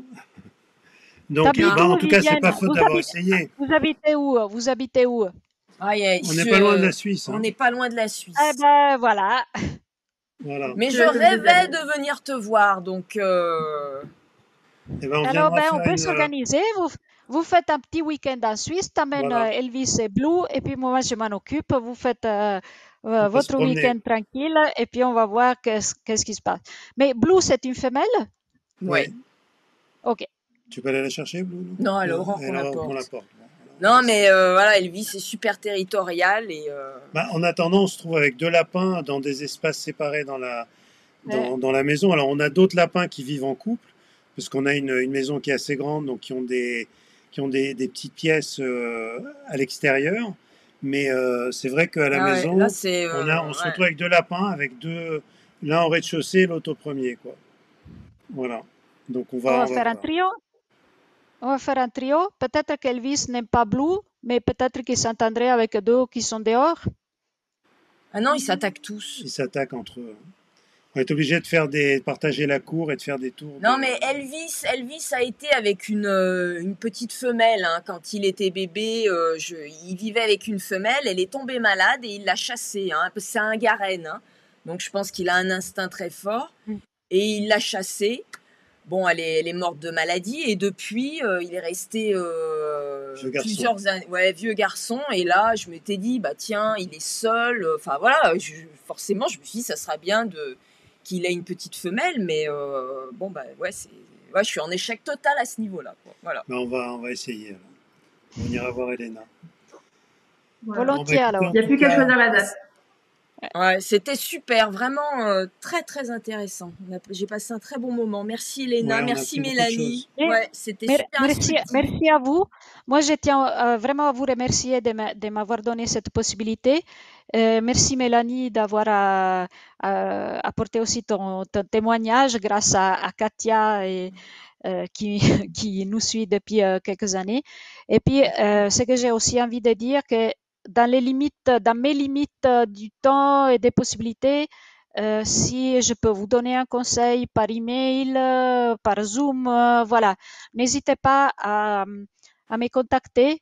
Et puis, je prends vraiment volontiers du temps pour répondre à des questions et puis pour éventuellement vous aider si vous pensez que je peux vous être utile.